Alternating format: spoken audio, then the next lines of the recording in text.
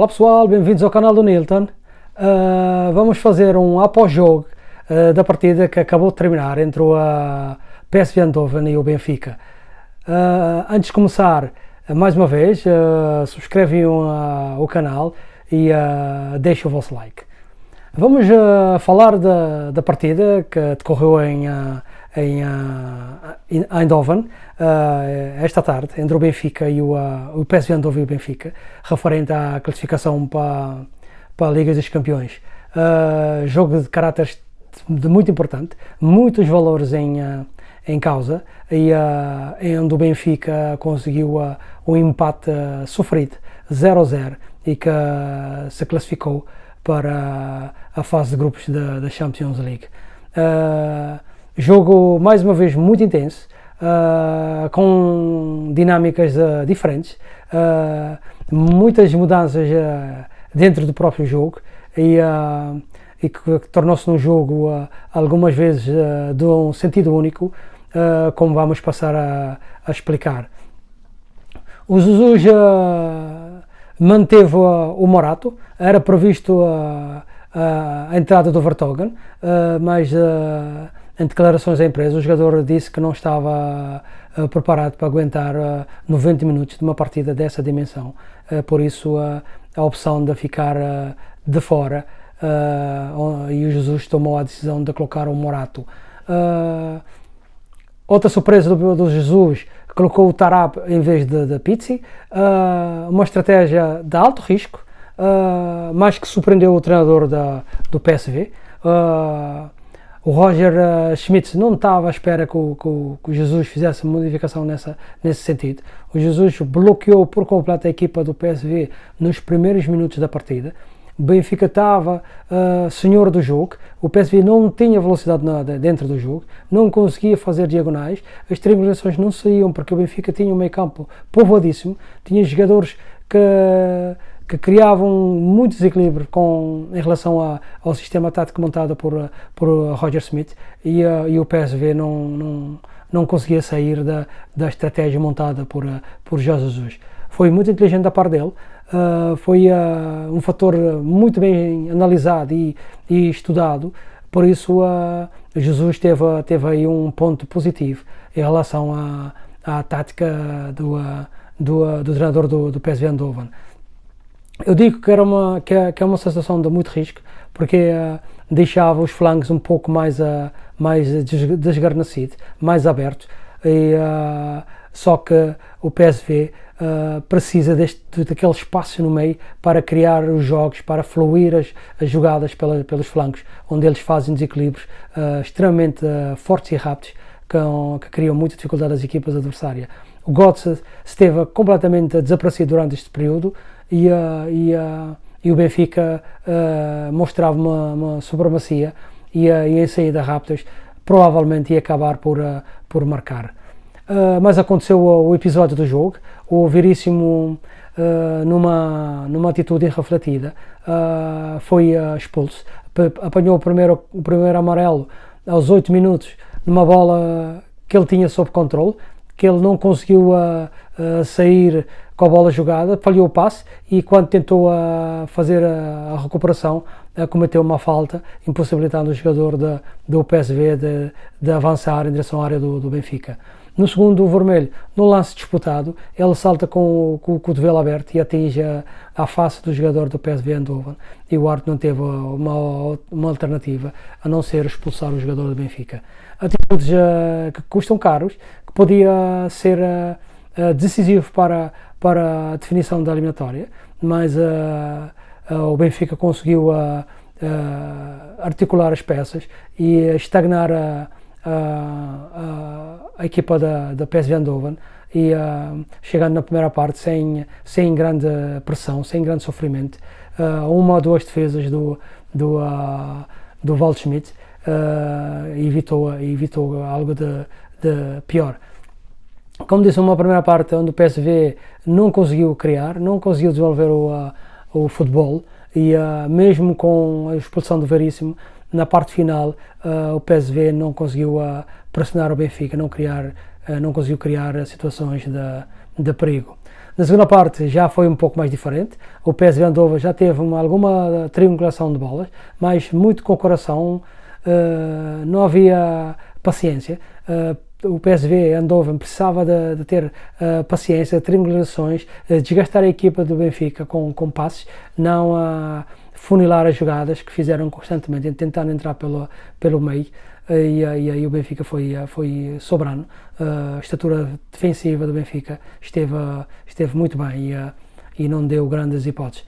Houve situações de erro, houve um erro do Morato que proporcionou ao PSV Eindhoven uma excelente oportunidade de marcar, onde Vlad Smith respondeu com excelente defesa. Diga-se de passagem que foi o homem do jogo. O Odisseia Vlad Smith fez 8 defesas de grande nível, 8 defesas que praticamente fechou a baliza do Benfica, e por isso foi o destaque e o homem do jogo. Eu acho que o PSV Eindhoven pecou-se pela ansiedade, pecou por uma falta de experiência, tinha que ter um pouco mais de paciência e em vez disso o treinador do PSV Eindhoven cometeu um erro clássico, onde tirou o jogador que fazia os desequilíbrios, que podia não estava a 100%, não estava a jogar no melhor nível que conhecemos, mas era o jogador que provavelmente ia acabar por resolver a partida. Não foi assim que pensou o Roger Smith e tirou o Vargan da partida, e acho que foi um erro, foi um alívio para a equipa do Benfica. Praticamente o PSV desapareceu do lado esquerdo, não deixou de atacar e apostou mais no lado direito com a entrada do Broman, que não foi eficaz, não trouxe nada de novo, e o Benfica estancou-se em termos defensivos e conseguiu igualar o resultado, conseguiu aguentar o 0-0 e garantir o apuramento para a fase de grupos da Liga dos Campeões. O Jesus, mais uma vez, na conferência de imprensa, ignorou a questão sobre o guarda-redes. Os jornalistas perguntaram sobre o Odisseias, o que ele pensou, o que achou do Odisseias. Disse que o melhor jogador em campo, o jogador decisivo, foi o Benfica. Ele não quer destacar, mas é natural que um treinador destaque um jogador que fez o que fez durante essas duas eliminatórias. Foi o homem das duas eliminatórias. Já contra o CSKA Moscou esteve num bom nível. Quando foi chamado, esteve excelente. O Spartak Moscou esteve a um bom nível, e agora nos dois jogos com o PSV foi de longe o melhor jogador do Benfica, tanto na primeira partida como na segunda. Não custa nada valorizar. Eu acho que os outros jogadores não vão levar mal se um treinador destacar a atuação do guarda-redes, que esteve a um excelente nível, um comportamento muito bom, e por isso acho estranho o Jesus não destacar o comportamento de um jogador. Prefere destacar o comportamento do Morato, que esteve a um bom nível, mas que cometeu erros, tanto no primeiro jogo como no segundo, que podia ter custado muito caro à equipa do Benfica, e agora a gente estava aqui a falar de uma história completamente diferente. Disse que os jogadores fizeram um excelente trabalho, que mereceram estar na fase de grupos, que os adeptos do Benfica também mereceram. Eu vou destacar também o Rui Costa, o atual presidente do Benfica, com a postura que ele teve, com as decisões que ele tomou e o foco que ele criou para que o Benfica pudesse entrar na Liga dos Campeões. Eu destaco o comportamento do Rui Costa nesse aspecto. Eu acho que ele é um dos que sai a ganhar e vai sair reforçado, e se o Rui Costa concorrer às eleições que se vai decorrer daqui a algumas semanas ou meses, provavelmente vai continuar como presidente do Benfica. Com essa vitória, com essa garantia que o Benfica deu e que está dando desde o início do campeonato, não acredito que vai haver mudança na presidência do Benfica, e que o Rui Costa, se ele quer continuar, se ele quer ser o presidente do Benfica, é o homem certo para o lugar. O Roger Smith, como já disse, cometeu erros, não interpretou bem o sistema montado pelo Benfica no primeiro terço da primeira parte. Depois fez substituições algo bizarro, estava a precisar de marcar, traz os dois laterais da equipe e mete outros dois laterais. Um pouco bizarro e muito surpreso com as opções táticas.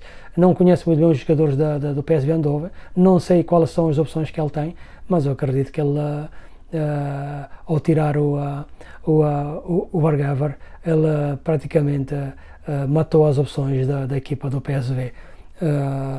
Por isso, no fundo, o Benfica acaba por ser um justo vencedor dessa eliminatória. Marcou 2 golos, sofreu 1, jogou 1 hora praticamente com o jogador e conseguiu fechar a entrada dos jogadores do PSV na zona da finalização e conseguiu segurar um resultado extremamente positivo.